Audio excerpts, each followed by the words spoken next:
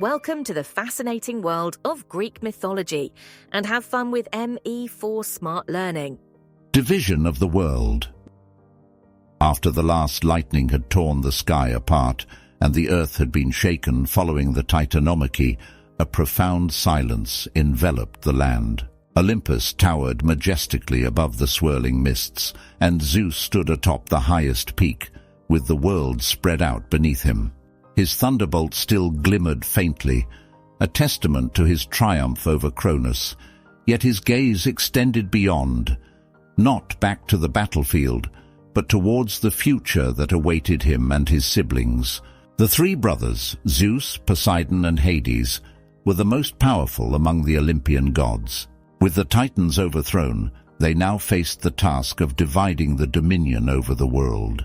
The decisive moment in which this pivotal decision would be made had finally arrived. This negotiation would not only determine the distribution of power, but also the equilibrium of the cosmos. Zeus stepped forward, the gentle breath of the celestial winds caressing his hair. "The heavens," he declared, "are mine to command. From this vantage point, I shall oversee the cosmos, unleashing lightning as a testament to my might and justice. Olympus shall be my sanctuary, and from this place the gods will reign supreme." Poseidon, whose fierce eyes glimmered in the shimmering light of the sea, raised his trident with authority. "The sea is my domain," he declared firmly. "It is as unpredictable as I am.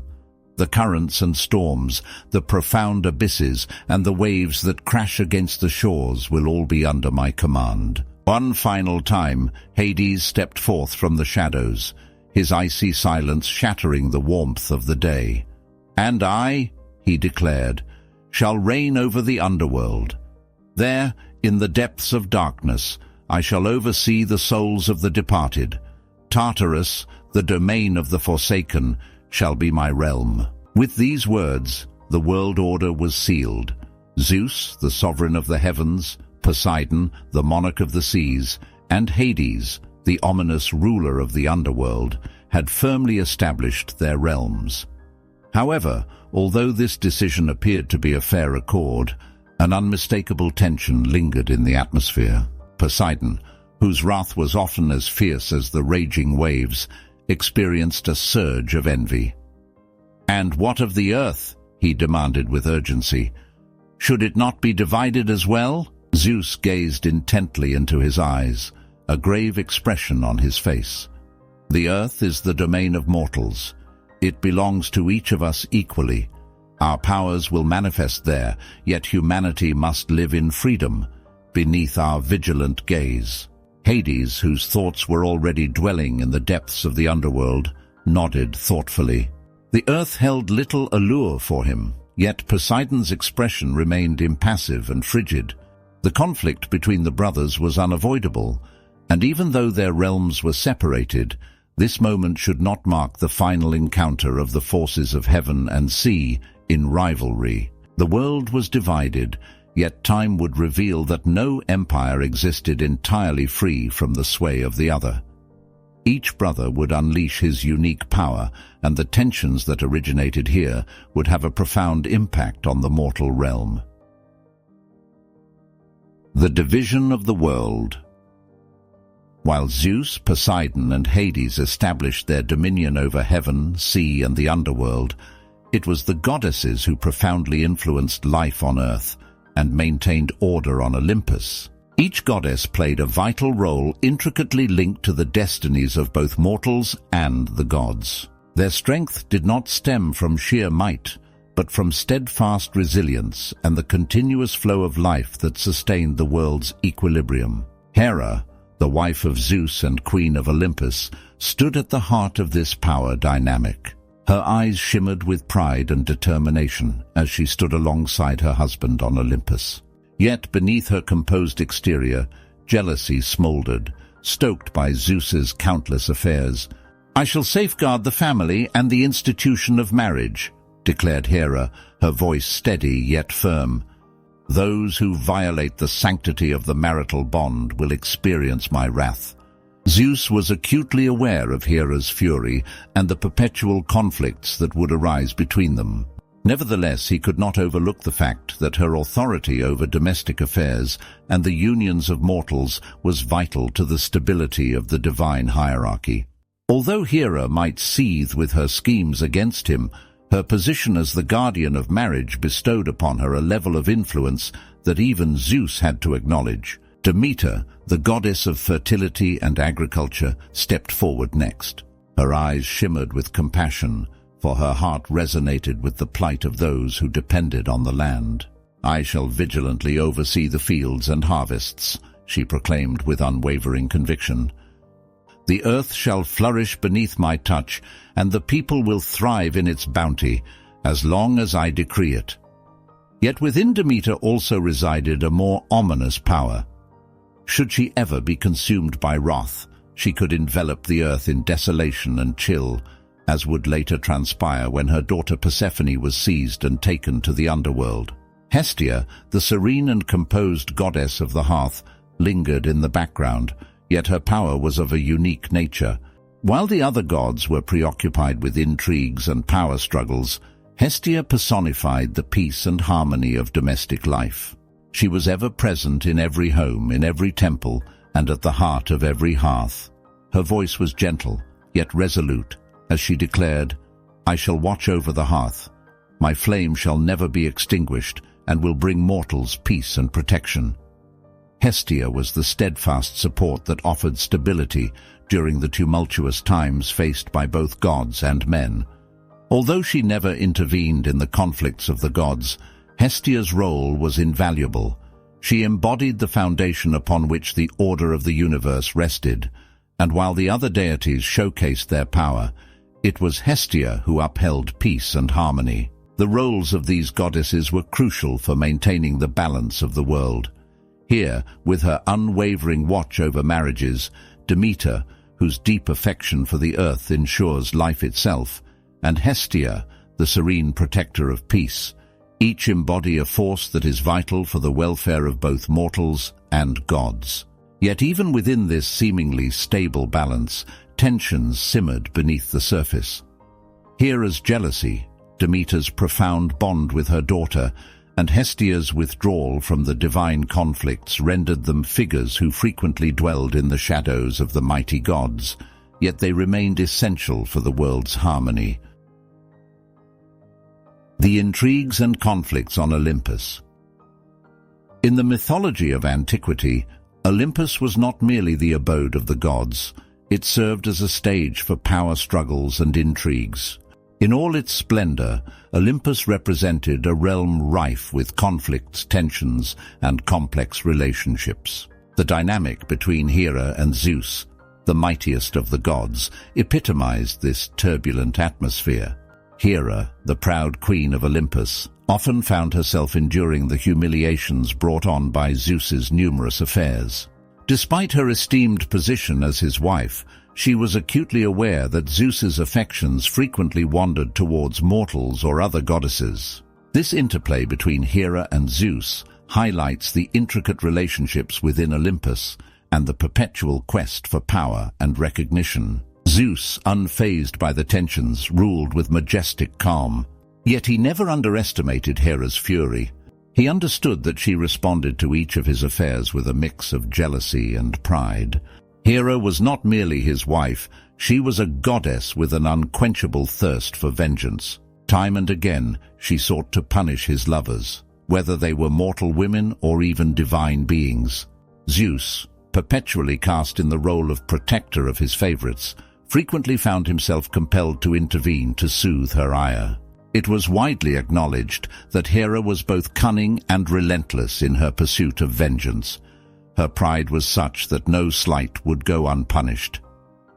"I am the queen of Olympus," she frequently murmured to herself while plotting her intricate schemes. "No mortal, no transient delight shall ever usurp my position." The stories of her vengeance are many. It was Hera who lured Semele, the mortal mother of Zeus's son Dionysus, into witnessing Zeus in his true divine form, a vision that ultimately consumed her. Similarly, it was Hera who changed the cherished Io into a cow, allowing her to roam endlessly across the earth. No sacrifice was too great in the pursuit of punishing Zeus. Not even the offspring of his lovers were spared from Hera's fury. Yet Zeus, despite his immense power and yearning for freedom, would not be deterred. As the king of the gods, he felt a profound obligation to leave his mark on both Olympus and the realm of mortals. "Hera," he often said with a wistful smile, "you know that I will always stand by your side. Yet the world is vast and brimming with temptations." These words struck Hera like a dagger to the heart, fueling her resentment. Yet she understood that without Zeus's backing, she could not fully wield her power on Olympus. Their relationship was thus a perpetual struggle of dominance and vengeance, interwoven with fury and reconciliation. Hera cherished her role as queen and made it clear that she would defend her status with unwavering resolve. However, she was acutely aware of the constraints of her authority when contending with Zeus's seemingly insurmountable will. Their struggles and intrigues mirrored the dynamics of Olympus. Here, the gods not only governed humanity, but also engaged in fierce battles amongst themselves for influence and dominance. The rule of Zeus and Hera epitomized the fragility of power, a reign defined equally by passion and wrath as by divine might. It was a relationship that endured through the ages despite numerous conflicts. No matter how fierce Hera's wrath and desire for revenge might be, she remains the divine figure Zeus had selected as his queen. Deep within his heart, Zeus understood that without Hera, he would possess no genuine authority over Olympus. Poseidon, the ruler of the seas, was unwilling to accept second place. Although he had been granted dominion over the oceans, a fervent desire for greater influence and authority burned within him. Olympus, the epicenter of divine power, was under the rule of his brother Zeus, and it pained Poseidon profoundly that he was not the one to govern this realm. Poseidon was a deity of untamed forces, embodying the unpredictable nature of the wild sea. Whenever he was enraged, the oceans roared, tempests swept across the waters, and entire coastlines were inundated. His fury towards Zeus, who consistently portrayed himself as the most powerful of all gods, intensified with each passing year. It was unfathomable to Poseidon why he should be satisfied with the sea, while Zeus claimed the heavens, the ultimate throne. "Why should I be the lord of the depths when the sky looms so far above me?" Poseidon often murmured to himself. The notion that Zeus held dominion over him tormented him more than any defeat in battle. He loathed the reality that he, the second most powerful god, was not at the pinnacle of the pantheon. Time and again he entertained the thought of usurping Zeus's authority. There were times when Poseidon formed alliances with other gods to enhance his power. Hera, who constantly sought a partner in her fury against Zeus, discovered in Poseidon an ideal accomplice. Together, they devised schemes to undermine Zeus.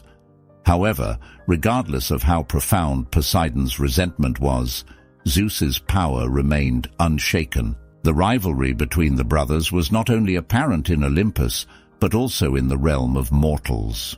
Poseidon, the sovereign of the sea, unleashed ferocious storms upon unsuspecting sailors, caused ships to capsize, and inundated entire cities to assert his might. Zeus, on the other hand, showcased his supremacy through the dazzling lightning that lit up the sky, serving as a reminder to mortals that the king of the gods reigned supreme over all. The conflict between Poseidon and Zeus was characterized by profound, unyielding pride. Both were gods of immeasurable power, yet neither was willing to acknowledge the other's superiority. Poseidon regarded himself not as inferior, but as an equal. However, he was compelled to continually accept Zeus's dominant position. In the moments of greatest fury, the sea became a tumultuous chaos, and mortals understood that Poseidon's wrath was boundless. However, no matter how fiercely he lashed out, the dominion of the heavens remained impervious in the hands of his brother. This injustice gnawed painfully at Poseidon, and it was evident that the tensions between the two gods, like an unrelenting storm, would never completely fade away. Thus, Poseidon reigned over the oceans, yet his gaze perpetually drifted towards the skies, where Zeus resided on his throne, unreachable, formidable, and unaffected by the machinations of his sibling. The effects of divine rule on humanity. The Olympian deities governed not only the heavens and the earth, but also profoundly intervened in the lives of mortals.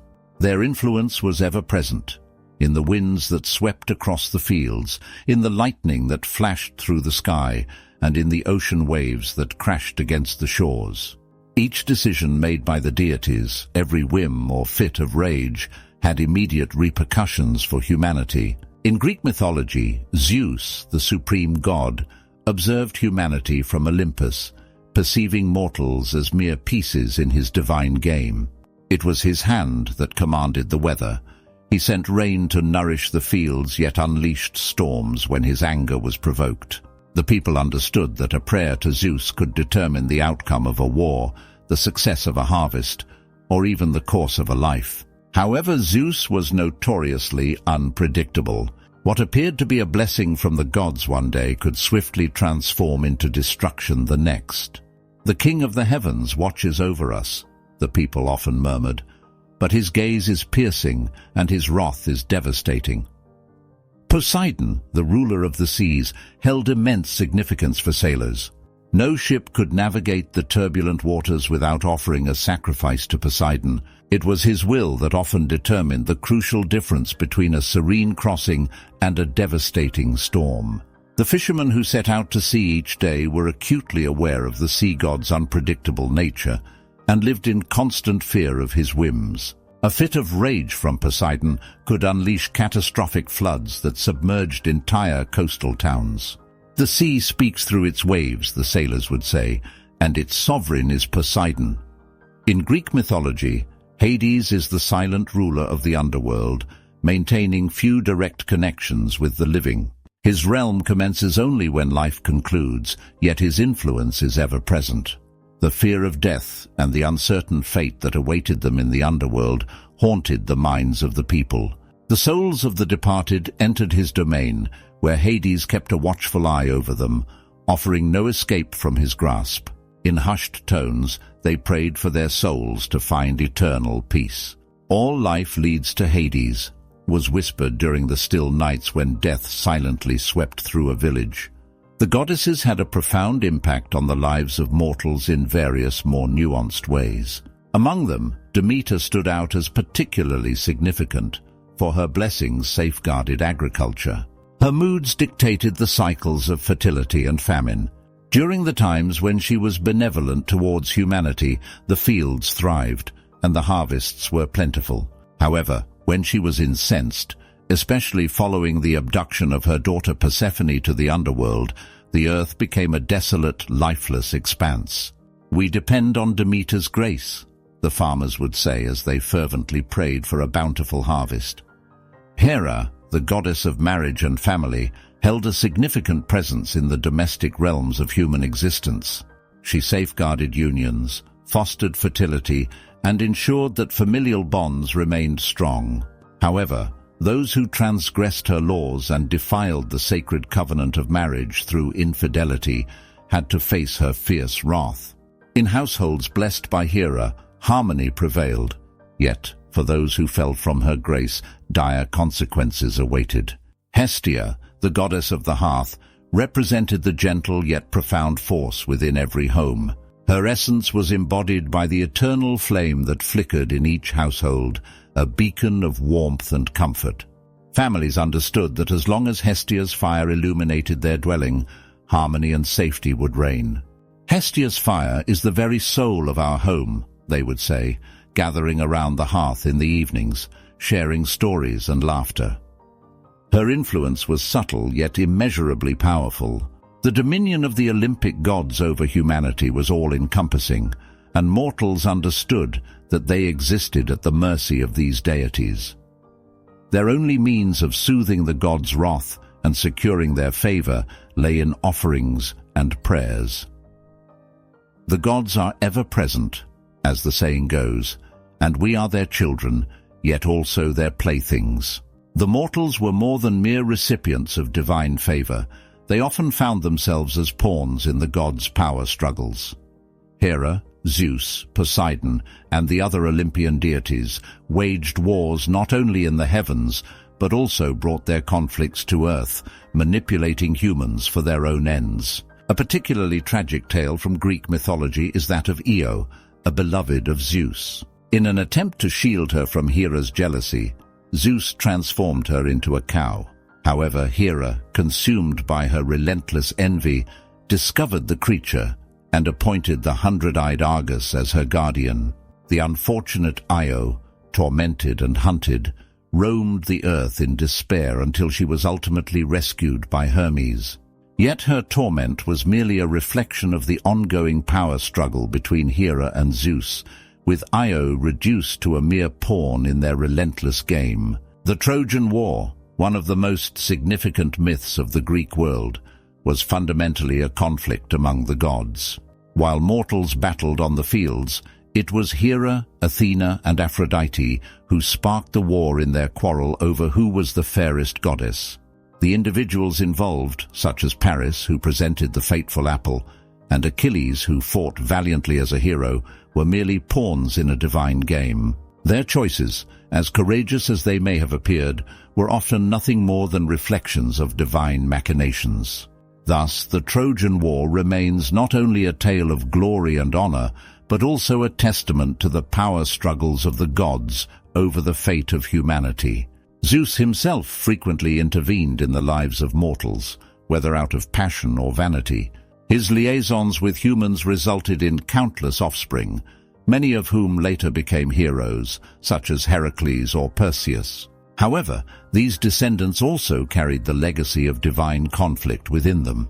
They were pursued by other deities, had to undergo trials, and suffered under the divine wrath that descended upon them. The mortals existed in a realm where the gods not only reigned over them, but also exploited them for their own ends.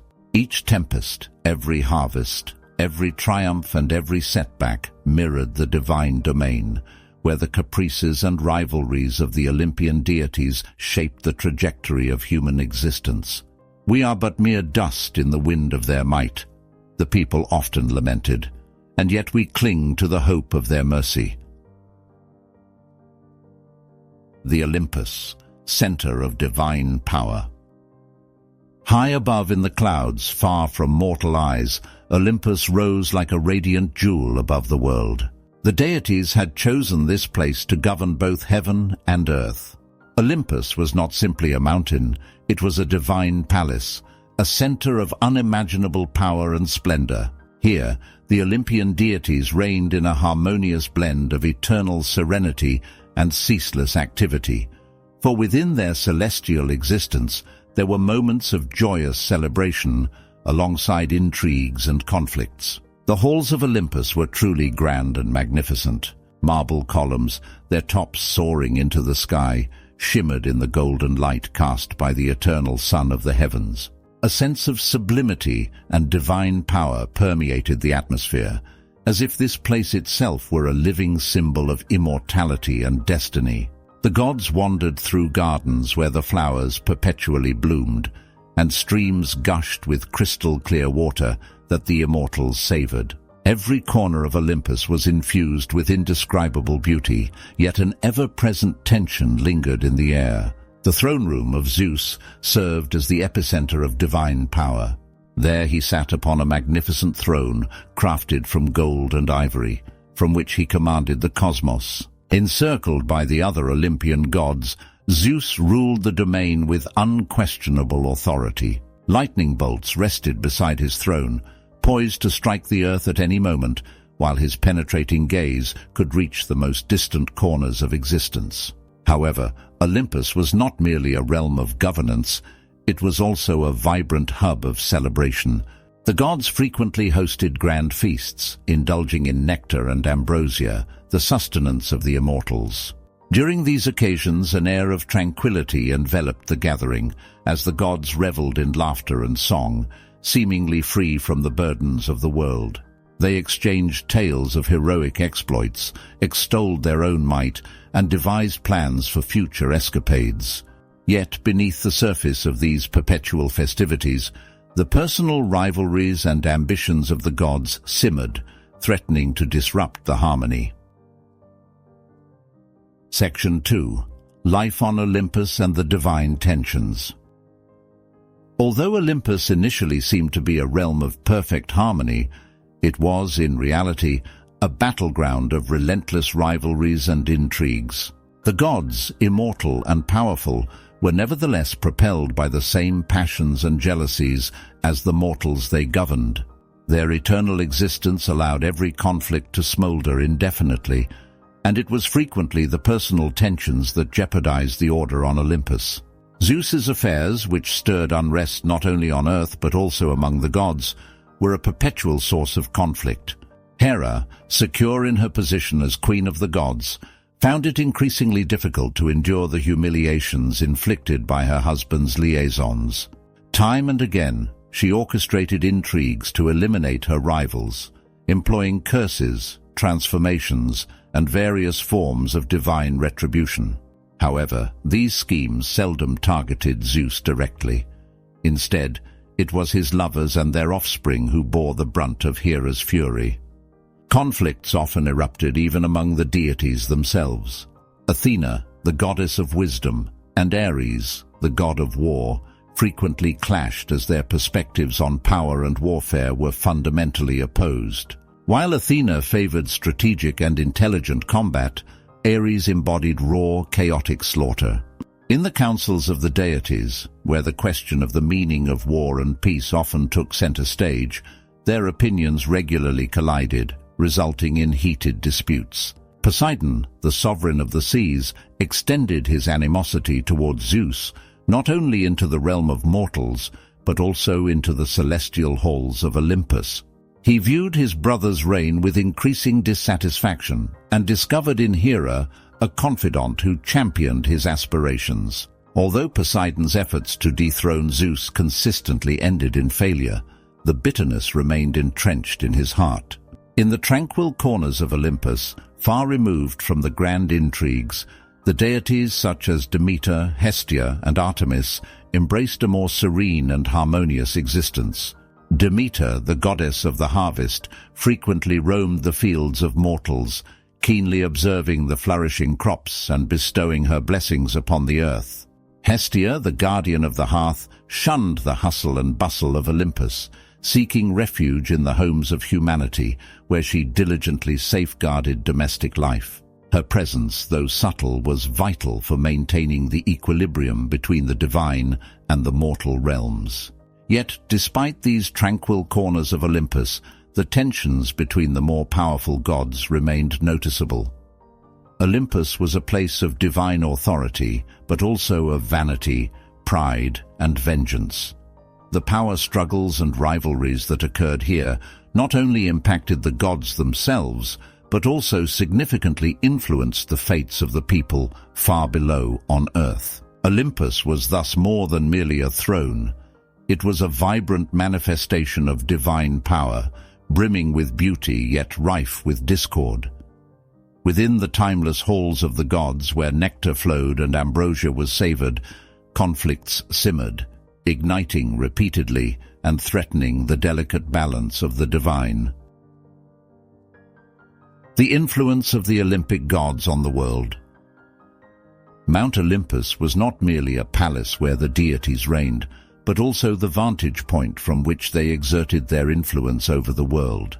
Each decision, every conflict, and all alliances among the Olympian deities had direct repercussions on the earth and the mortals who dwelled upon it.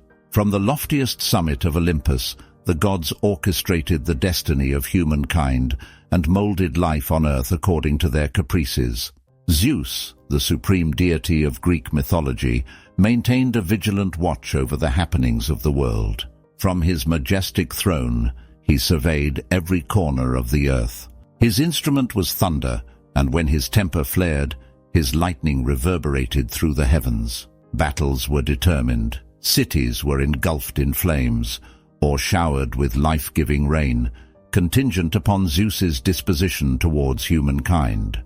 Frequently, one would observe mortals presenting prayers and sacrifices, hoping to earn his favor or to placate his anger. However, Zeus was not the only god wielding influence over the earth. Poseidon, the sovereign of the seas, held an equally significant position. For sailors and the residents of coastal towns, Poseidon's fury was an ever-present menace. A mere flicker of discontent from the sea god could turn the ocean into a tumultuous wilderness, splinter ships, and instill dread and terror among the people. Yet for those who devotedly offered sacrifices to him, he guaranteed a safe passage and a bountiful harvest of seafood. Poseidon's caprices, they would say along the shores, determined the destiny of sailors. Hades, the lord of the underworld, wielded a quieter yet equally profound influence. His realm, a shadowy domain, lay in darkness, concealed from the eyes of the living. Nevertheless, all were aware that the end of their journey led to his abode. He determined the fate of the deceased, and his judgment was final. Unlike Zeus or Poseidon, Hades did not actively intervene in the daily lives of mortals, yet his shadow perpetually loomed over them. Mortals feared not only death, but also what lay beyond it. "Hades awaits us all," was a saying that encapsulated the inescapable nature of death. However, it was not only the great gods of Olympus who influenced the world. Demeter, the goddess of fertility, ensured the prosperity of the harvests. Her favor was crucial for the survival of people, especially in rural areas where agriculture formed the foundation of life. When the harvest was abundant, people praised Demeter's name and made offerings to secure her blessing.